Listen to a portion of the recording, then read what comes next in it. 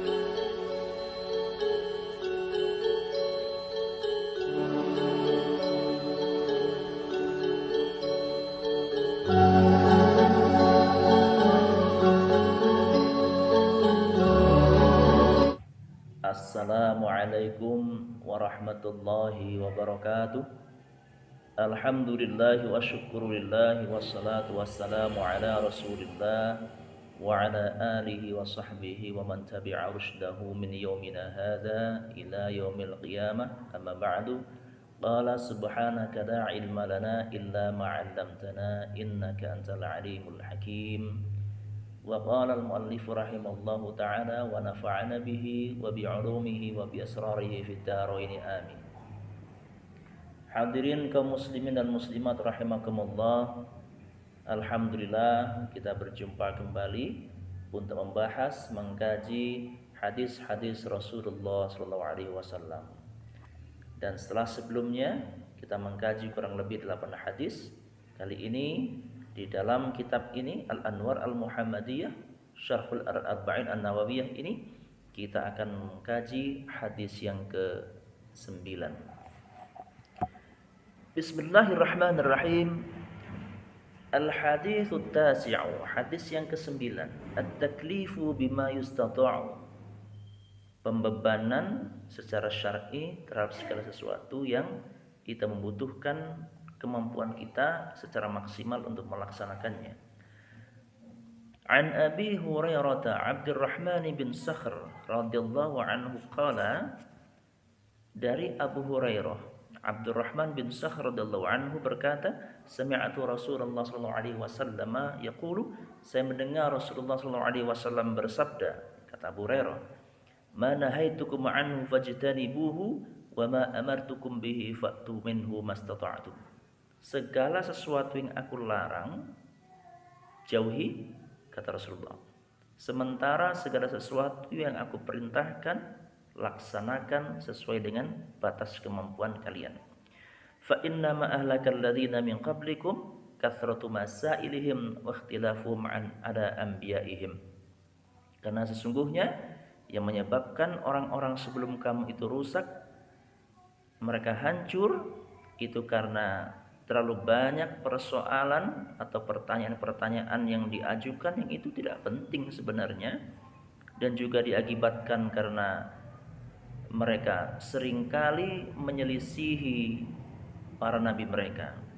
Ini hadis Al-Bukhari, rawal Bukhari wa Muslim, dari Imam Bukhari dan Imam Muslim. Baiklah hadirin rahimakumullah. Rawil hadithi Abu Hurairah. Periwayat hadis ini atau yang pertama kali mendengar kemudian meriwayatkan hadis ini adalah Abu Hurairah. Siapa beliau sebenarnya? Nasabuhu, nasab beliau huwa Abdurrahman bin Sakhr ad-Dawsi wa kana ismuhu fil jahiliyati Abdu Syamsin fa ghayyara ismahu ar-Rasul sallallahu alaihi wasallam wa sammahu Abdurrahman. Beliau ini nama aslinya adalah Abdurrahman bin Sakhr. Tetapi sebelum punya nama ini Abdurrahman ini, beliau ketika masih jahiliyah, belum memeluk agama Islam, ini namanya menarik, Abdu Syamsin.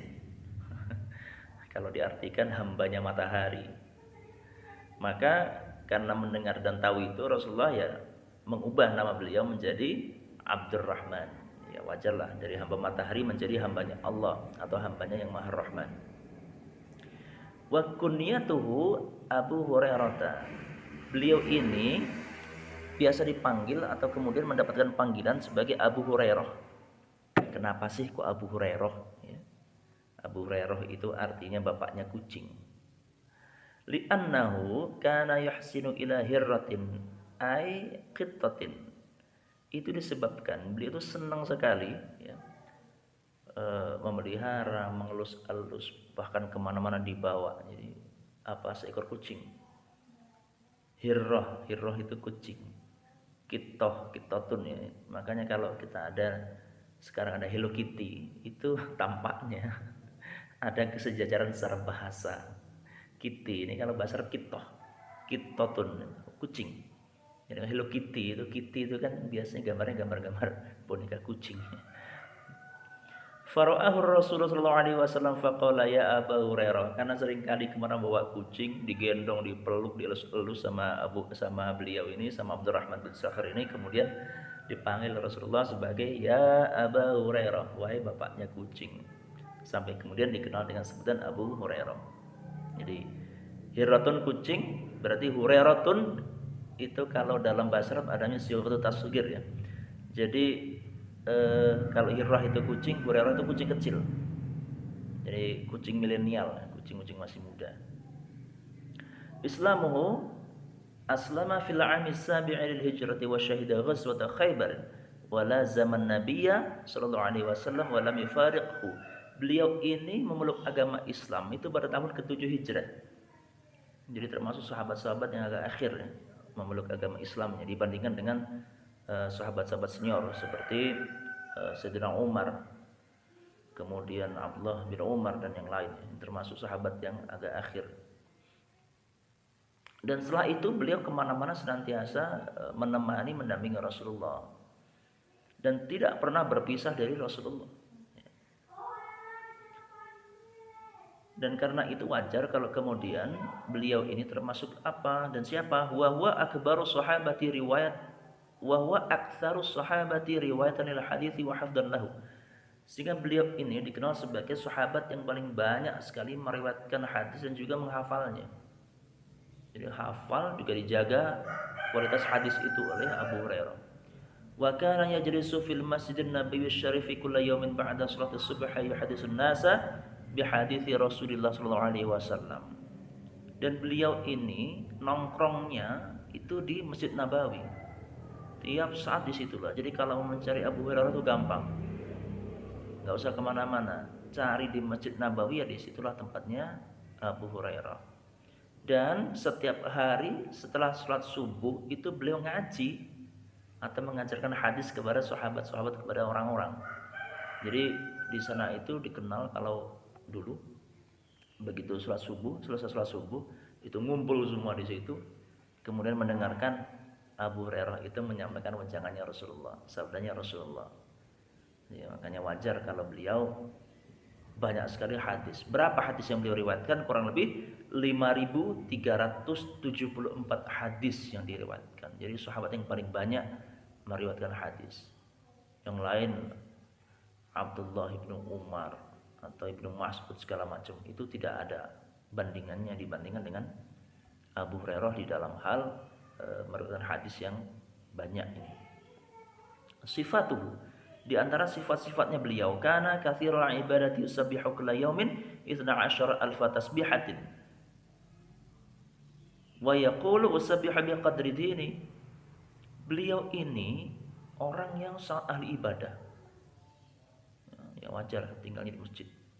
Dan setiap hari itu beliau itu membaca tasbih itu kurang lebih 12.000 tasbih dalam satu hari. Bahkan dosa mengatakan saya tasbih itu dikarenakan ini bagian dari sisi keagamaan saya. Ini kata Sayyidina Abu Hurairah, luar biasa. Jadi kalau sekarang hadirin sekalian, banyak di antara kawan kita, guru-guru kita, atau kita mendengar ada orang kok satu hari mengamalkan membaca tasbih sampai 10.000, 11.000, 12.000, ya nggak apa-apa, itu ada syaratnya. Pernah diajarkan oleh Sayyidina Abu Hurairah. Jadi anggap itu bid'ah, jangan dianggap itu dukun, bukan. Itu ada ilmunya. Diajarkan oleh Sayyidina Abu Hurairah. Wa kana haliman bin nas, orang yang paling penuh dengan kebijakan kelembutan kepada sesama manusia. Syadidul faqri min ahli suffah, orang yang terkenal juga fakirnya. Jadi miskin banget Abu Hurairah. Ini tetapi al-faqr di sini ya, faqr itu bisa diartikan fakir ya secara materi, tetapi juga bisa diartikan al-faqir ilallah. Jadi orang yang sangat-sangat butuh kepada Allah. Itu biasa kalau di dalam kajian sufi atau sufistik atau sufisme itu tasawuf Islam itu ada yang dikenal sebagai al-faqiru ilallah. Orang-orang yang fakir kepada Allah itu artinya butuh banget kepada Allah. Jadi bukan fakir secara materi ya. Beliau tergolong ahli suffah. Ahli suffah itu orang-orang yang memang hidup di pojok apa dulu ada beberapa sahabat termasuk Abu Hurairah ini memang hidupnya itu senantiasa berada di masjidnya Rasulullah. Syahidalahu Rasulullah sallallahu alaihi wasallam bil hins 'ala ilmi wa hifdzil hadis. Nah, beliau inilah yang Rasulullah sendiri menyaksikan termasuk orang yang demikian haus terhadap ilmu, selalu ingin terus ya haus dengan ilmu. Juga orang-orang yang termasuk menghafal dan juga memelihara hadisnya Rasulullah SAW. Wafatuhu atau meninggalnya beliau, tuwfiya bil Madinati wa dufina bil Baqi'i sanata as-sabi'ah wa khamsina hijriyatan wa qila at-tasi'ah wa khamsina hijriyatan. Meninggal di Madinah, dikuburkan atau dimakamkan di pemakaman Baqi' pada tahun 57 Hijriah. Ada juga yang mengatakan 59 Hijriah. Baiklah hadirin sekalian, asy-syarhu atau penjelasan hadis ini apa sebenarnya? Yursyidur Rasulullah sallallahu alaihi wasallam ila sababi halakin nas wa ila iqabihi fid dunya wal akhirah wa ila sababi at-tasydid alaihim wa huwa adamul kaffi amma mana Allah. Ini Rasulullah menjelaskan kenapa ke umat-umat dahulu itu seringkali mengalami kehancuran, mengalami kerusakan terhadap diri mereka sendiri. Rasulullah menjelaskan hal-hal yang membuat kita menjadi rusak, menjadi hancur. Apa? Di antaranya adalah tidak mampu mengendalikan diri terhadap segala sesuatu yang dilarang oleh Allah. Wa fi'al manha anhu, justru melaksanakan yang itu dilarang, bukan dikendalikan, ditahan, tapi justru dilaksanakan larangannya Allah. Wa isyanu amamirillahi ta'ala wa kathratus su'ali fima laysa fihi manfa'atun wala maslahatun. Senang sekali menentang perintah-perintahnya Allah, banyak mengajukan pertanyaan yang tidak penting, yang tidak ada kemanfaatannya dan juga tidak ada kemaslahatannya.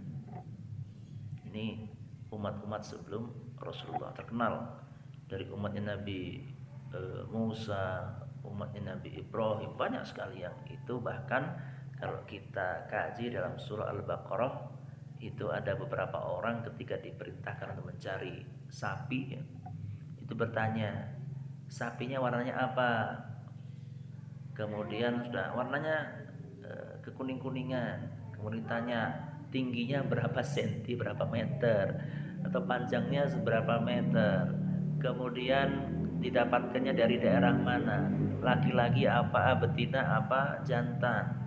Pertanyaannya hal-hal yang tidak penting itu diabadikan dalam Al-Quran. Ini termasuk orang-orang yang apa? Kathratus su'al ma la ya'ni, mengajukan persoalan yang itu tidak terlalu penting. Akhirnya itu kan menyudutkan diri sendiri. Wal khairu kulul khairi fi ijtinabi ma nahallahu anhu. Nah, kebaikan itu apa sih? Kebaikan itu segala aspek yang itu mengandung apa? Kemanfaatan di dalamnya, mengandung kebaikan di dalamnya. Termasuk apa misalnya? Kita menjauhi larangannya Allah. Al-bu'du an syurbil khamri. Kita menjauhi untuk nyeruput khamr. Itu kebaikan. Juga apa? Kebaikan yang lain, iqamatus shalah. Salat, ita'uz zakat, menunaikan zakat, wa shaum Ramadan, puasa Ramadan seperti sekarang, itu adalah kebaikan.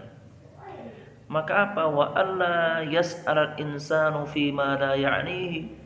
Maka tidak perlu kita mempertanyakan hal itu tidak penting. Kenapa? Karena hal tidak penting itu tidak akan mengandung kemanfaatan untuk kita. Tetapi sebaliknya, wa amma su'alu lil ilmi wal ma'rifati fa huwa fardun 'ala kulli muslimin hatta yata'allama umura dinihi. Tetapi mempertanyakan perkara-perkara yang mengandung pengetahuan agama itu fardu hukumnya bagi kita selaku muslim. Supaya apa? Supaya kita mengerti dan mau mempelajari perkara-perkara agama. Jadi bagi kita belum tahu apa hukum jual beli misalnya, tanyakan. Apa hukum menabung di bank misalnya, kita belum tahu, tanyakan. Kemudian apa hukumnya misalnya untuk melaksanakan sholat rawatib misalnya, tanyakan. Apa hukumnya menjalankan sholat malam misalnya, tanyakan. Itu perkara-perkara agama yang kita harus tahu. Bagaimana cara menghilangkan najis, itu harus tahu. Atau kaum perempuan ketika sedang mengalami haid atau nifas misalnya, wajib tahu ini darah haid atau istihadah misalnya, harus paham. Kenapa? Karena itu berdampak kepada pelaksanaan keagamaan kita. Ada yang bertanya, Pak, bagaimana hukumnya ketika perempuan sedang haid tetapi ingin membaca Al-Quran, boleh apa tidak? Wajib tanyakan. Supaya apa? Supaya kita tahu hukumnya. Jadi jangan sembarangan. Apalagi misalnya muncul pendapat-pendapat yang itu tidak tepat, yang justru akan membuat kita menjadi tersesat akibat pendapat yang tidak benar itu, ya. Nah, para hadirin, lalu apa yang bisa kita ambil manfaat dari hadis ini? Ma istafadu minal hadis. Apa yang kita ambil faedah dari hadis ini? Yang pertama, al-manha anhu asyaddu minal ma'muri bih. Ini menarik, hadirin sekalian. Jadi ternyata apa yang dilarang oleh Allah dan Rasulnya itu semaksimal mungkin ya kita jauhi, sementara apa yang diperintahkan oleh Allah oleh Rasulullah laksanakan semampu kalian. Ini menarik ya. Jadi kenapa dalam Al-Quran itu ada ayat wala taqrabuz zina, jangan kalian dekati zina. Mendekati saja tidak boleh, apalagi melaksanakan atau mengerjakan. Ini artinya apa? Yang dilarang oleh Allah itu semaksimal mungkin harus kita jauhi. Jadi ada batas minimal. Batas minimalnya apa? Mendekati saja nggak boleh. Tetapi untuk perkara-perkara yang itu mengandung perintah, itu laksanakan sebatas kemampuan kita. Ada orang misalnya setiap malam itu bangun sholat, tahajud mampunya 4 rakaat, habis itu witir 1 rakaat, ya sudah. Tetapi ada mungkin sholat malam dari mulai jam 2 tambah zikir sampai subuh, kemampuannya begitu, silahkan, itu bagus. Tarawih misalnya sekarang kemampuannya 8, silahkan. Ada yang kemampuannya 20, monggo. Atau ada yang berpendapat 36 rakaat, silahkan. Ini ya, nggak usah kita berantem. Yang 8 memusuhi yang 20, yang 20 memusuhi yang 8. Akhirnya siapa yang bertepuk tangan? Yang nggak terawih. Ini gontok-gontokan. Silakan saja. Sekarang kemudian karena ada masalah COVID-19, sholat berjarak, nggak apa-apa. Itu semua ada ilmunya kok. Yang menjadi persoalan adalah kita tidak tahu, ya. Kita tidak mengerti ilmunya, tetapi cenderung menyalahkan orang-orang yang itu berbeda dengan kita. Ini justru kesalahan kebanyakan dari orang-orang Islam ketika apa? Ketika mereka merasa benar terhadap apa yang mereka ketahui dan menyalahkan terhadap orang-orang lain yang justru mungkin ilmunya itu justru lebih tinggi dari kita. Itu nggak boleh. Jadi makanya belajar supaya kita banyak tahu. Dengan banyak tahu kita tidak mudah menyalahkan perilaku dan tata cara ibadahnya orang lain. Kemudian yang berikutnya, al-as'ilatu allati tadfa'u lil khairi wa tuaddi ila ilmi mubahatun. Nah, tadi disampaikan bahwa kita tidak boleh ya mempertanyakan hal yang tidak penting. Ketemu misalnya apa dengan kawan, bro, bini lo udah tua apa masih muda? Itu gak penting.